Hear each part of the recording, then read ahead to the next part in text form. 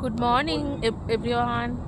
তো আমরা সকালবেলা আজকে দুজন মিলে চলে এসেছি একটুখানি সমুদ্র পাড়ে।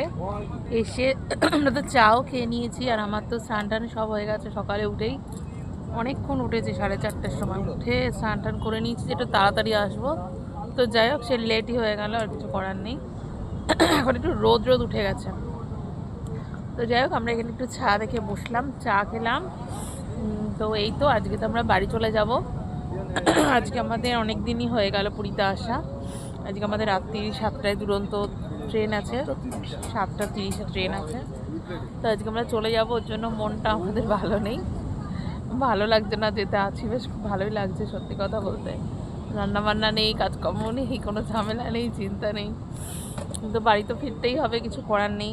তো যাই হোক, তাই সকালবেলা একটু চলে এসেছি, এখানে বসবো, কিছুটা টাইম কাটাবো। বাবা মাকে দেখলাম ওঠেনি, ঘুমাচ্ছে, একটু ডাকলাম হালকা করে, দেখলাম ঘুমাচ্ছে, ওদের আমরা দুজন চলে এসেছি। তো ঠিক আছে, একটু বসি। আর আজকে না রোদ উঠে গেছে একটু একটু, এই জায়গাটা একটু ছায়া দেখে বসলাম, চা খেলাম। এখন অবধি ব্রেকফাস্টের টাইম হয়ও নি, করিও নি, পরে করব।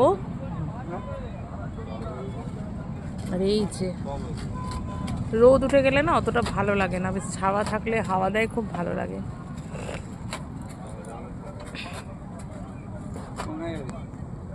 তো ঠিক আছে, এখনকার মতো এইটুকুই, টাটা।